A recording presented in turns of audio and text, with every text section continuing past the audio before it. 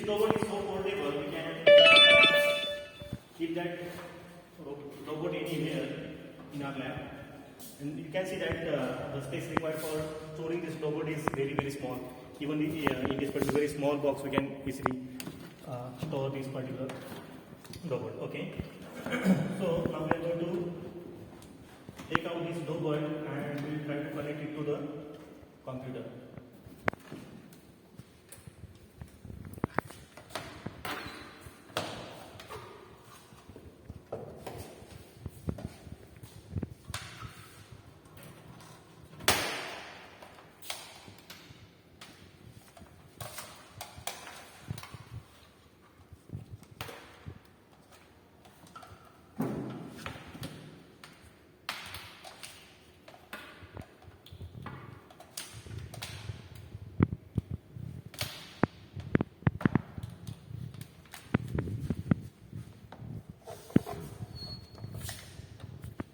So there is a single and very simple electric connection we have for this robot. You can see even on household electric connection we can connect this robot.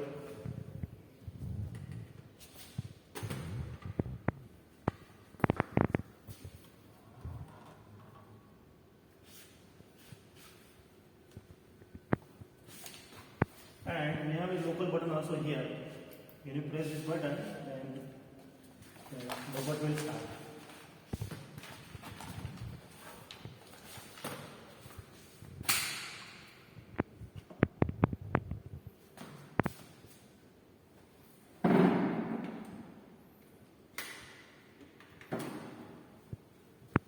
So you can see that the light is glowing over here. It means that now this robot has been started. Now it is blinking. It means that it is installing itself to get it started. Now second connection that we have to connect this robot to the computer. So for that again we have a very simple USB cable for that. So you can see this is very simple USB cable. Simply we can connect this robot to this computer into this USB cable. So one connection will go here and USB cable will go to the computer.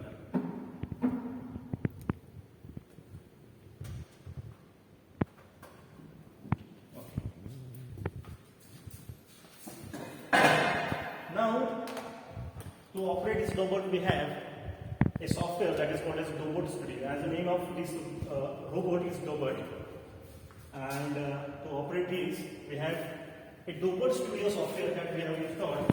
We have downloaded from the internet, from the website. So let us start with that. So I will double click on that Robot Studio.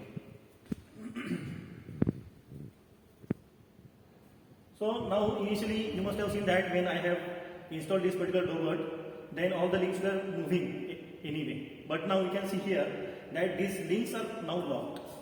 It means that now robot has taken its position. Okay, so no link can be moved. But now we have this particular button. That button is also called as speech pendant button. So you can see this button. It's a very small round shaped button. When I press this button, all the motors which have taken their position will be released. We can see when I press this button, now all the links can be moved anywhere. When I lift that button, then you can see now all the things are now again locked. Now we have started this Robot Studio. Now we can see over here that as the COM6 and Magician, these two names are there displayed. It means that this particular Magician robot has been connected to the computer. But now we have globally connected it. Now locally, when we want to connect it, we have this button connect. So when we press on this connect, you can see now disconnect is happening. It means that this robot has been connected to the computer. Now we can operate this button, this robot, through this software, robot. Okay. So let us start with some operations of this robot.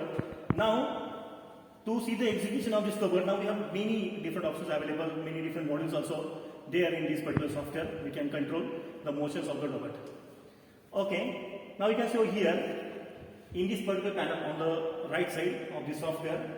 So in this panel we have the manipulations to these particular different axes, X, Y, then we have Z also, we have R also.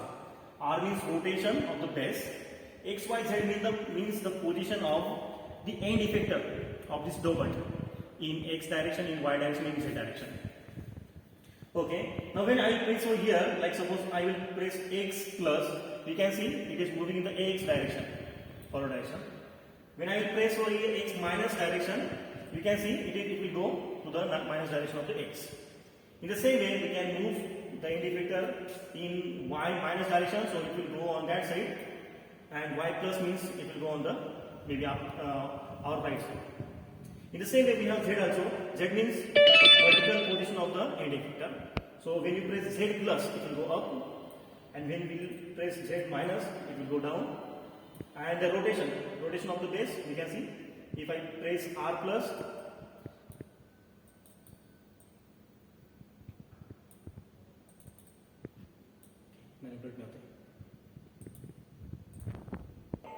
okay, so now we are going to see one by one all the modules that we have to manipulate this robot. So first is a teaching and playback. So when I press this teaching and playback,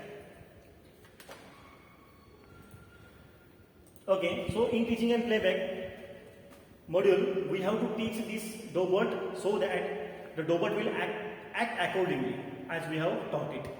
So teaching means what? We will teach this particular robot to move in a certain particular path. So here we are going to record some points where this robot will go. Okay. So to teach that, we have this teach pendant button as we have seen earlier also. So to teach this, now this is the workspace where this particular robot is going to store the points. And when we'll tell the robot to do the acting, then it will attend all the points. Okay. So we'll start with this. So when I will press this button, now all the motors are released. Now when I will release this button, then you can see on this particular workspace, one particular point has been stored. Okay. In the same way, it means that I want this robot to go to first point. Then when I will press this button again, and let us say I will release that button over here, the second point will be recorded. In the same way, we can record as many points as we want this robot to move. Say this is my fourth point, say this is my fifth point, and let us say finally my sixth point is here. Okay, so once we recorded that, and when we press this start button, as we have taught this robot, this is going to repeat the motion. Now we can see now I have started. So now this robot is attending all the points that are recorded here. So this is called as teach pendant. Okay, we'll repeat the operation again. We can see again it is attending all the same points. So it means that we can get done our work as many times as we want. We can repeat the same procedure for n number of times. So this application is useful when there is pick and place kind of operations that are there in the industry. So this is first operation that we have. Now we are going to see the next operation.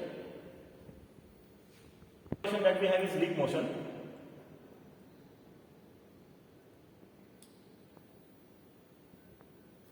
Okay, in this leap motion, we can control the movements of this robot, all the movements, through computer interface. So we can see this is the mouse. Using the motion of this mouse, we can control the motion of this robot. See, the same links are there in the computer.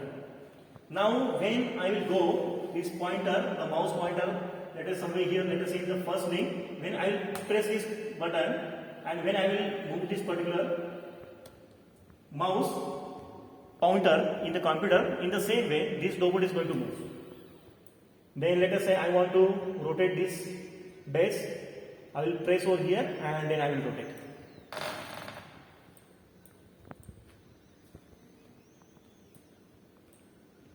Then let us say I want this link to be moved, so I will press on that link and I will move the link. So this is the way we can make use of leap motion. So this will be helpful in like medical surgeries. The medical officer will be, or the doctor will be seated outside the compartment and the robot will be inside, and robot is doing the operations on behalf of the doctor. So that is the application of this kind of models. Now we'll see another module.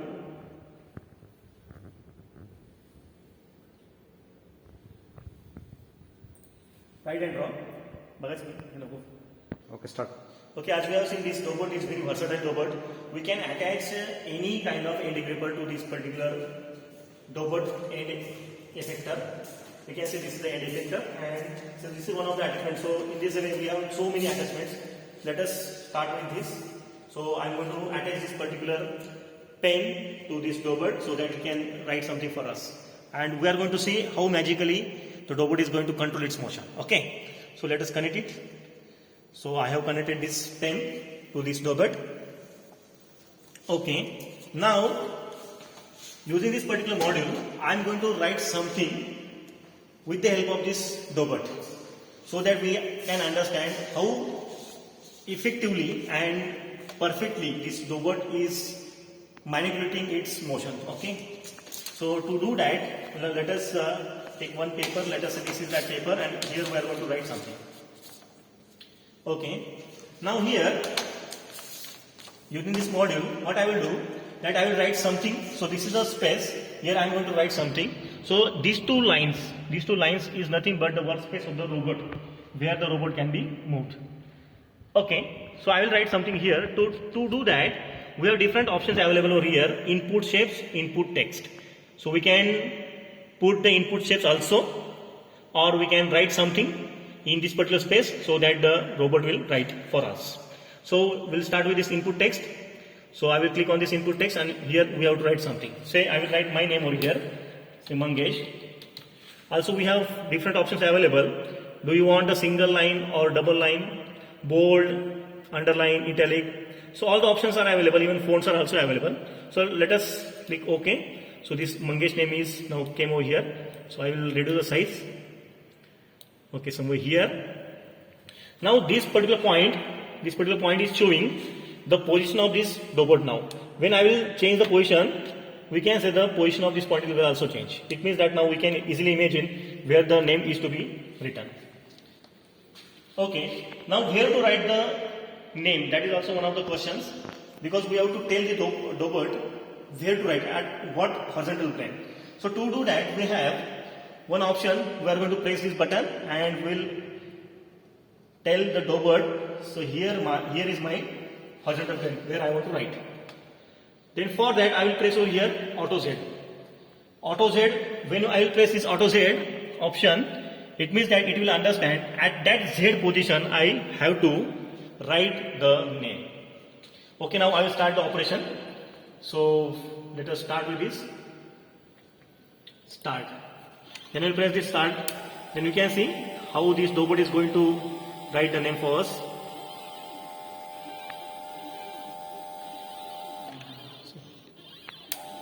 त्याचं motion पण दाखवा. या पद्धतीने दाखवा.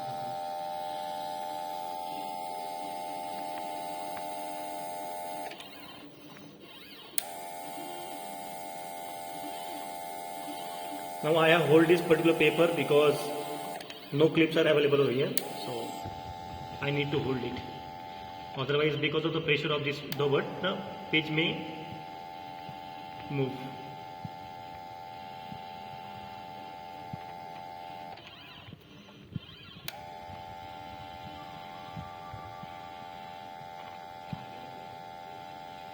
So to do this particular application, actually the robot has to manipulate all of these links at a time. So you can see all the links are moving at a time, and so adjusted so that whatever text it has to write, it is writing in a very perfect way.